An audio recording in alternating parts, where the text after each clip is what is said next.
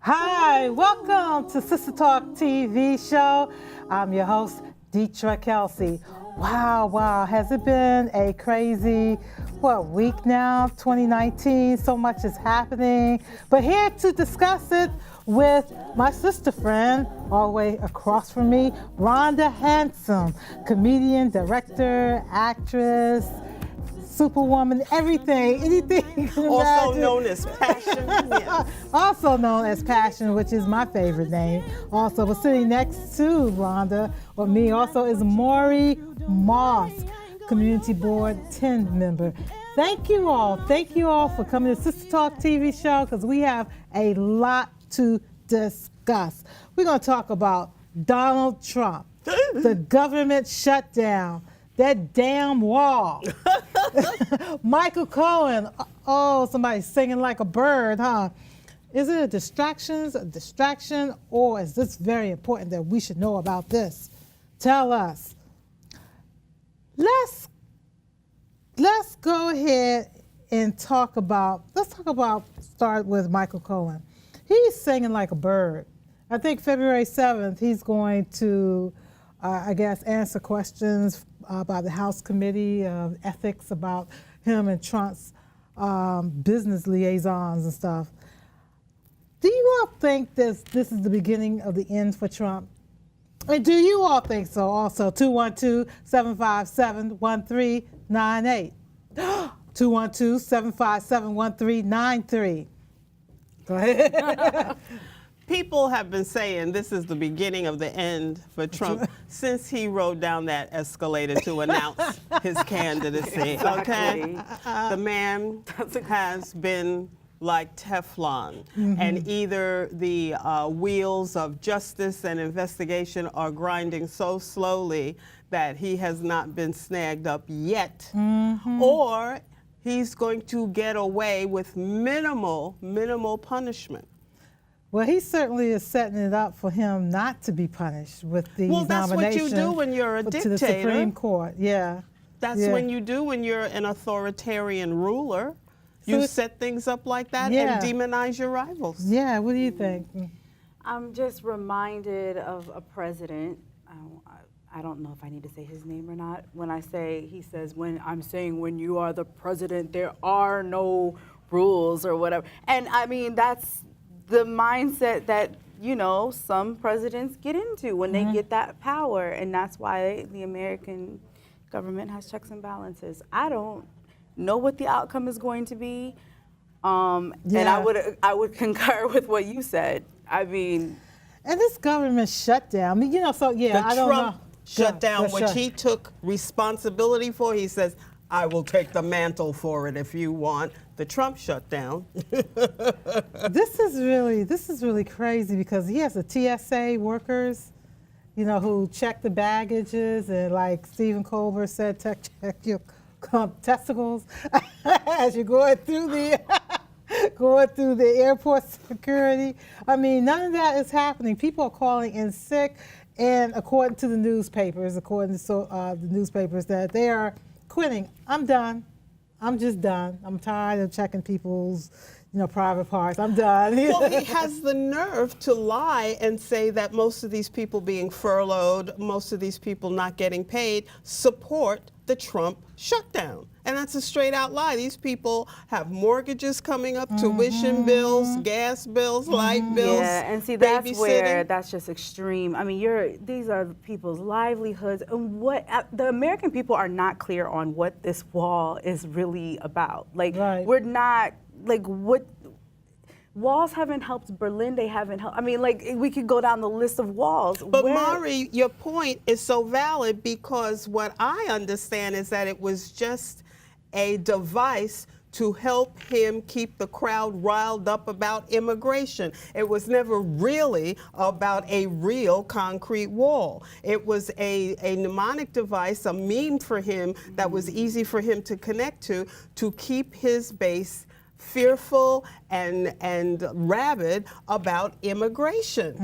And you see, now he's saying he never said that Mexico was going to pay for it. He's good. He's good in deflecting Deflecting, that's a damn lie, Deidre. That is not good at doing it because it's working, though. Well, that's what I say. He's good at he's that. a master at that because he has done it all his life and he has never had to take responsibility for anything. They found another tunnel. Did you all know that? So Where? damn the wall, the tunnel. Right. Yeah, I think near Mexico. Don't get me wrong. I think they found a really nice Was that something tunnel. left over from El Chapo? It could have been. I just saw that picture of the tunnel and all that. But speaking of that deflection and everything, I truly believe is basically a distraction. Total distraction of what's to come. What's really Michael coming. Cohen is singing like a bird.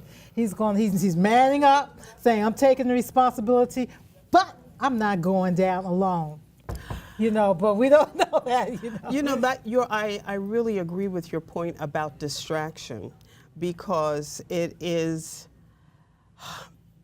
an unbelievable magic act, sleight of hand. It's an unbelievable sleight of hand while we're paying attention to the distraction, they are destroying the environment. Yes. They are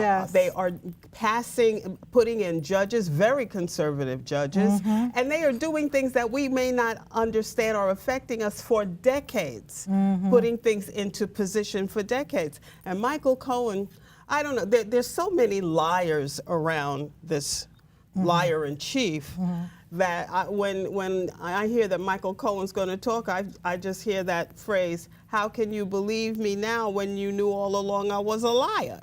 Wow. Deep. 212-757-1393. 212-757-1393. We have a phone call. Caller, you're on Sister Talk TV show. What do you have to say? First of all, hey Deidre. Hey Deidre, this is Isis. I just wanted to call in. How are you? Hey, Isis. Well, it's about time. How you doing? I'm doing well, thank you. So I wanted to talk about, I know you guys are talking about the whole Cohen thing, but I wanted to kind of switch gears a little bit and talk about R. Kelly. Okay, we're going to get to that, but we're going to go ahead and make that point, and we're going to save that until we get to R. Kelly. But go ahead. Okay, so I've been following the whole new R. Kelly thing for a while now. So before Lifetime had even went ahead and did the Surviving R. Kelly documentary, I was watching YouTube and kind of like trying to piece things together from some of the testimonies that a lot of the women were coming forward and saying. And so when I've seen this, it kind of just all unfolded to me. So when I'm seeing in the blogs now that R. Kelly's like out with some of the alleged women in the cult, and he's going ahead and he's going to the hospital for panic attacks. I'm like, this is his way of building up because he's going to, sue Lifetime for this documentary. And in my opinion, I'm not saying that R. Kelly is right. I'm not saying R. Kelly is wrong. But because of how it all unfolded, I believe that he'll be successful in litigation against the... Okay, we're gonna hold that comment. We're gonna hold that comment till later on.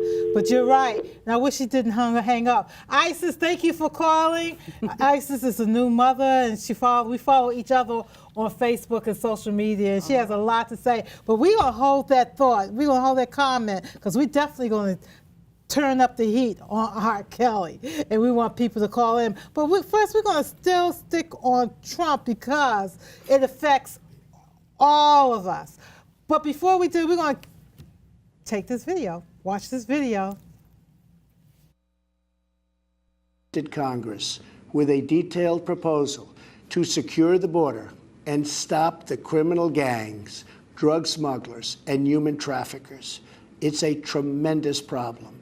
Our proposal was developed by law enforcement professionals and border agents at the Department of Homeland Security. These are the resources they have requested to properly perform their mission and keep America safe. In fact, safer than ever before. The proposal from Homeland Security includes cutting-edge technology for detecting drugs, weapons, illegal contraband, and many other things. We have requested more agents, immigration judges, and bed space to process the sharp rise in unlawful migration fueled by our very strong economy. Our plan also contains an urgent request for humanitarian assistance and medical support. Furthermore, we have asked Congress to close border security loopholes so that illegal immigrant children can be safely and humanely returned back home. Finally, as part of an overall approach to border security, law enforcement professionals have requested $5.7 billion for a physical barrier. At the request of Democrats, it will be a steel barrier rather than a concrete wall. Some have suggested a barrier is immoral. Then why do wealthy politicians build walls, fences, and gates around their homes? They don't build walls because they hate the people on the outside, but because they love the people on the inside. The only thing that is immoral is the politicians to do nothing and continue to allow more innocent people to be so horribly victimized. America's heart broke the day after Christmas when a young police officer in California was savagely murdered in cold blood by an illegal alien who just came across the border. The life of an American hero was stolen by someone who had no right to be in our country.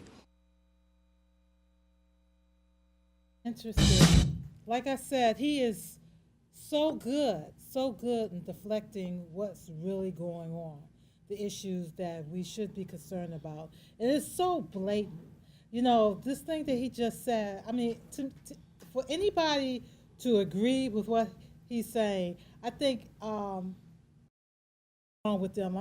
That's emotional for me, for him to even say something like that. Right now, for him, the President of the United States, to get on national TV, social media, to say these things is an insult to my intelligence, to make me think that I'm getting it, I'm believing him and what he's saying. 212-757-1393. We could take one more phone call, but I would love to hear your thoughts about this video, about this whole thing. I sound like him, like you said, government shutdown, Michael Cohen, damn wall, all equals to me is distractions. Well, he mentioned immigration judges, but while the Trump shutdown is in full effect, those people are not working. So he is actually endangering our country by not having those people judging who is here with legal petitions for asylum, who shouldn't be here. He creates these problems, and he thrives on the chaos ensuing. Yeah, most definitely. It's just mind-boggling. We have another phone call. Caller, you watch a Sister Talk TV show. What's your name and where you calling from? Caller? Good afternoon. Hey, good afternoon. How are you? Happy New Year. Can you hear? No, we can't hear you. I can hear you in here, but we can't hear you out here. Happy New Year. Happy New Year. Yes. Oh, hi. Okay. I just want to say that I watch an evangelical evangelist that comes on TV. I know I probably can't say his name. It's okay. They're Republican. His wife has a daily show that comes on daily in the mornings. They talk about Democrats like they're dogs. They blame everything on the Democrats. They're doing a piece now on capitalism versus socialism. It's very interesting. What's my point? Yeah. This whole shutdown piece, I think the thing that troubles me the most is that during the election time, so many of our people, because I live in a community where nobody really, it's like we're the tumbleweed blowing in the wind. Nobody cares about East Harlem. But anyway, not the council people, none of them. But the bottom line is so many people were saying, you get your tail out there and vote on Facebook and all kinds of things, actors and all kinds of things here. But you didn't hear about workshops explaining why we should vote, who we should vote for, even a grown woman like me. I was confused. I didn't want to vote for Hillary. I didn't like what's-his-face and all kinds of things here, but I voted. You see where I'm going? And I don't believe in abortion anymore, or I don't believe in certain things that these people believe in. Right. But I went with the Democrats because you see where I'm going with this? Yes. And so we have to, in the future, because this shutdown thing is critical. It And you have two brilliant women on your panel along with yourself, and the little bit of time you have to discuss it. It's a serious piece, this shutdown thing. And Yes, we do need to talk about it and find out what it's about. It probably is. Yes. And you're right. You're so right. And that's what we're doing. We're talking about it, trying to first of all, we just have to talk about it, and also to come up with some type of resolution. Thank you for calling. Thank you for calling the show. That was Michelle? No, it was Crystal. Oh, Crystal brought up an interesting point to me, because she was talking about how she felt confused as a voter, but I think there is a method to this madness, because over the years we have been defanging our educational system. We have been taking the strength and the bite out of our educational system, and civics was one of those things that taught us about the government, how a bill becomes a law, how your politicians are elected. At all? Really? Well, a lot of places that has been eliminated, along with some arts programs, but civics, understanding how this is supposed to work. Yes. So as we know less and less, the less we are taught about how the government works, the easier it is to manipulate people's minds to just believe whatever is said. Yes, okay. Yeah, that's a great point that you brought up. Thank you. I mean, educating the community, empowering, is empowerment. Education is power, knowledge is power, and the more people know that their voices can be heard and that they can, make a difference, then you have, something that, then they feel like they're not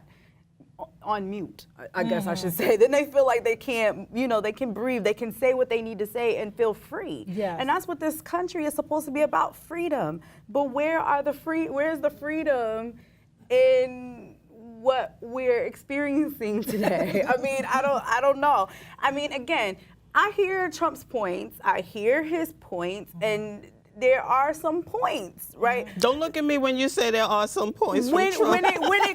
When it comes to, we want to protect our country, but these are things that people have said a lot. Well, see, Mari, the reason I say that, and then it's not really, and then you find out, well, it wasn't really about that, and that's what makes it. That's where people, the American people, have become very cynical, about what to believe, because again, it goes back to another point that you made earlier. If I can't believe you, then I'm not going to, period. Like, if I can't trust you, why should I vote? Why should I vote for you? And don't vote. But this past election, a lot of people, because I worked the polls, a lot of people came in that would not have voted this last midterm election. But hey, we're at also, also a lot of people did not vote for Hillary because of Russian intervention. Because fake news and propaganda put out to keep high the level of animosity and hostility around her. Hey, I want to move on to what you all are doing. You are on Sirius XM I'm radio. on Sirius XM radio on Mondays with John Fugelsang, who is a political comedian. He has a show on channel 121 on Sirius XM called Tell Me Everything, and he has a rotating cast of co-hosts who come in the whole week, and I have Monday, which is hashtag Tall, Dark, and Handsome Monday. That's handsome, like a handsome man without the D, because I don't need the D. And I love it because we do politics, we do music, we do news, we do comedy, and then we have a attention deficit hour where it's a panel of comedians responding to topics. I love it. I love it. So what's happening with you, Maury? You're doing everything. Well, just continuing on the community board, a lot of work in Central Harlem. Central Harlem is expanding. I saw your eyebrows go up when she said that she mentioned council people. I hate when I hear that, because the thing of the matter is that we do need, our government, people who represent us, to be compassionate about our needs and our issues and hear what's happening, but then provide solutions to it. So we've been talking a lot about that on our board, bringing solutions to so many of the things that are happening, and of course, You know, we have to end the show. No, it can't be over. Yes, over. That's fast. I'd like to thank you all for tuning in. We come on every Saturday at 2 o'clock p.m. Manhattan Neighborhood Network, Channel 1, or you could hook us up or look us up on Spectrum, Channel 34. I don't know the other cable channel. I want to thank Zaki Z Starman, the creator and the executive producer of Sister Talk TV show, my guests, Rhonda Hanson and Maury Moss. Thank you all so much. Again, this is Deetra Kelsey, and you have just finished watching Sister Talk TV show. And as always, I'm wishing you peace, love, and remember to stay in the light. Sister Talk. If you ever feel alone, say the word, I'll be right there. Sister Talk, sister, sister, sister, sister Talk, sister, sister, sister, sister Talk, sister, sister, sister, sister Talk, sister, sister, sister. Ooh. Sister Talk.